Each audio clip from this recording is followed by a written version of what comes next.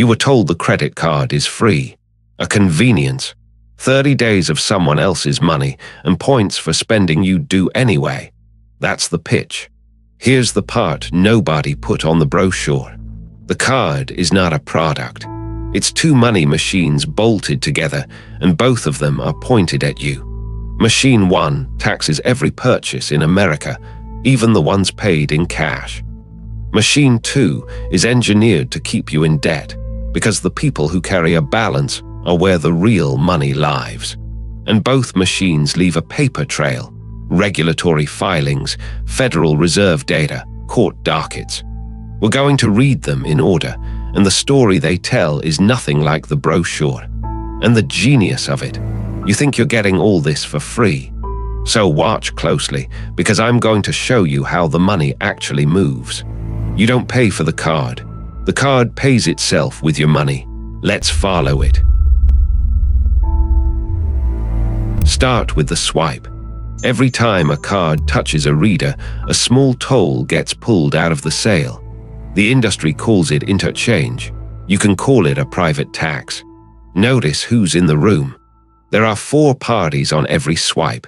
You, the merchant's bank, and your bank, the one that issued the card. And here's the trick most people get wrong. Visa and Mastercard, the names printed on your card, don't actually keep that toll. They're the networks. They set the rate. Your issuing bank is the one that collects it. The networks just take a thin cut for running the rails, an assessment fee, somewhere around 0.1%. That's the Richmond Fed's own description, not mine. So how big is the toll? On a credit purchase, the merchant pays somewhere between 1.5% and 3.5% of the sale. The fancier your rewards card, the higher it climbs. Add it up across the whole country, and the number gets obscene. In 2024, American merchants paid $187 billion in card processing fees. That's the Nielsen report's count, not a lobbyist's. And the line only goes one way. 2 years earlier, it was $161 billion, then $172, now $187, on nearly $12 trillion of spending. That works out to about $1.57 skimmed off every $100 you spend. Now here's the reveal. The merchant doesn't eat that fee. The merchant bakes it into the price of everything, the coffee, the gas, the groceries. Which means the cash customer, the one who never even touched a card, pays it too. They just don't get any points back. Economists at the Boston Fed had a name for that. Reverse Robin Hood, money flowing from the people without rewards cards to the people with them. Their dollar figures are from 2010, so hold the exact numbers loosely, but the direction has held for 15 years. That's not a fee. That's the business model.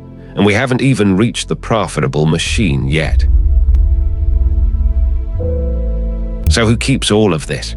Meet the 2 most profitable toll booths in the history of capitalism. Visa, for its 2025 fiscal year, $40 billion in revenue, $20 billion in net income. Read that again. They kept about half of every dollar that came in the door. Mastercard is smaller and just as ruthless. $28 billion in revenue, almost $13 billion in profit, a net margin around 46%.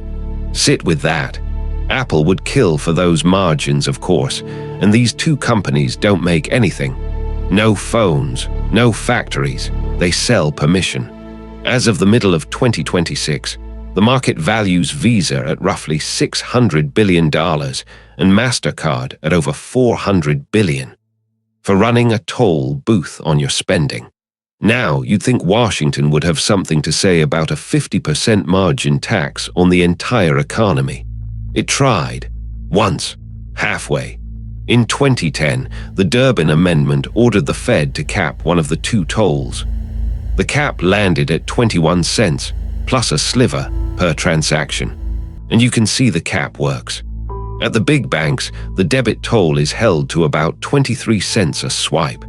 At the small exempt banks, with no cap, it runs more than double that. But read the fine print. That cap only covers debit cards.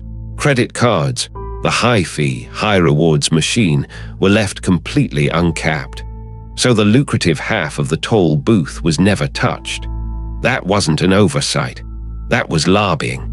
And it points us at the bigger secret, because the swipe was never where the real money lived. Here's the thing the whole rewards points circus is built to distract you from. The swipe fee is the appetizer. Interest is the entree. Look at how a card issuer actually makes its money. The Consumer Financial Protection Bureau broke it down for a typical card. Interest is the single biggest line, bigger than interchange, far bigger than penalty fees. Interest first, swipe fees second, fees a distant third. The convenience you were sold is the garnish. And the appetite is enormous. Americans now owe more on their credit cards than ever recorded. The balance hit $1.28 trillion at the end of 2025. What rate are they paying on that? For the accounts actually carrying a balance, the average sits around 21.5%. Late last year, it nearly touched 23%. Money has rarely been this expensive, and the bleed is staggering. In 2024 alone, Americans paid about $191 billion in credit card interest and fees. $160 billion of that was interest. Late fees are their own quiet stream. Slip up once, and the penalty runs around $32 a time. Across the country, that's roughly $17 billion a year. And if you fall far enough behind, the rate can jump to nearly 30%. The industry's typical penalty ceiling. But here is the one number that tells you what this business really is. About half of all card accounts carry a balance from month to month. Just half. And that half, the revolvers, pay roughly 94% of all the interest and fees the entire industry collects. Read that again. The other half, the people who pay in full, fund almost none of it. They aren't the customer. They're the bait. The people drowning are the product. This business doesn't fear your debt. It depends on it. Which raises an ugly question. If they need you to carry a balance, what's stopping you from just paying it off? Funny you should ask. They thought of that decades ago. Look at your statement. There's a box that says minimum payment due. It looks like a courtesy, a flaw, the least you're allowed to pay. It is the single most expensive number on the page, and it was lowered deliberately to keep you exactly where you are. The Federal Reserve prints the math on its own consumer fact sheet. Take a $3,000 balance at a 14.4% rate. Pay only the minimum, about $90 to start, and you will be paying that card off for 11 years. Total cost, $4,745. $1,745 of that is pure interest. Now add just $13 a month. Pay $103 instead of $90, and the same debt is gone in 3 years, and you save more than $1,000. And remember, this stuff compounds daily. Your balance is charged interest, and the next day that interest is charged interest. Slow at first, then not slow at all. Same balance, same rate. The only thing that changed was that little box, and the little box is set low on purpose. Rewind to the early 1980s. A financial engineer named Andrew Carr builds the company that becomes Providian, and his insight is cold and brilliant. The most profitable customer isn't the one who pays you back fast. It's the one who pays you slowly forever. So the industry's standard minimum payment gets pushed down from around 5% of the balance to around 2%. Lower the minimum, and the balance barely moves while the interest keeps stacking. According to PBS Frontline, that was the whole point, to keep people revolving. Carr himself called it flexibility. You can decide which word fits. And here's the tell. In 2009, Congress passed the Card Act and forced a warning box onto your statement, the one that shows how long minimum payments will keep you in debt. Sit with that. They had to pass a law to warn you about a number the industry chose. The minimum was never a favor. It was the leash. None of this is new. It is the same playbook, run for almost 70 years, with better packaging each time. September 1958. Bank of America drops roughly 60,000 live, working credit cards into mailboxes across Fresno, California. Nobody applied.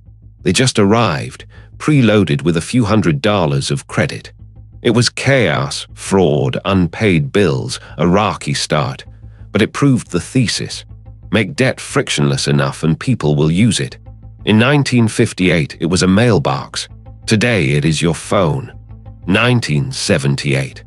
The Supreme Court decides a case called Marquette, and the ruling lets a bank export its home state's interest rate cap to the entire country. So Citibank, strangled by New York's usury limit, makes a call to South Dakota. The state happily abolishes its cap. Citibank moves its card operation to Sioux Falls, and the ceiling on what they can charge you simply disappears. Gone. Frictionless debt, plus no limit on the rate. That is the machine. Now look down at your phone. Tap to pay, so you never feel the money leave your hand. A minimum due box still anchoring you low. And 0% promotions that quietly bill you all the back interest the moment you're one day late. Leave $100 unpaid, and you can suddenly owe $165. Same playbook, new screen. And the fights over it are live right now. The Justice Department has sued Visa, alleging it illegally monopolized debit, more than 60% of the market, over $7 billion a year in fees. Alleging. No court has ruled. It is a complaint, not a verdict. This isn't the first courtroom round, either. Back in 2019, the banks and networks paid a $5.6 billion settlement to a class of merchants, upheld on appeal. The fees kept climbing anyway. A separate, broader settlement over swipe fees was rejected by a judge in 2024 as too weak for merchants.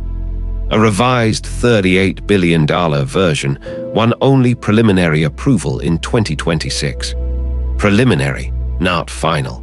There's a bill in Congress too, the Credit Card Competition Act, that would force the biggest banks to let a second network onto your card and crack the duopoly open. It has been introduced before. It has stalled before. It has not passed.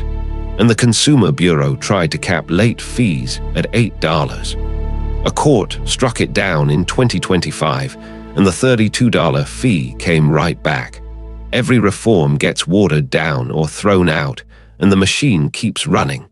So if Washington won't step off it for you, here is how you step off it yourself. Pay in full every month, and Machine 2 can never touch you. Kill the revolving balance before you chase a single reward point. And read the box. The minimum due is the trap, not the target. Because here is the one line worth remembering. You don't pay for the card.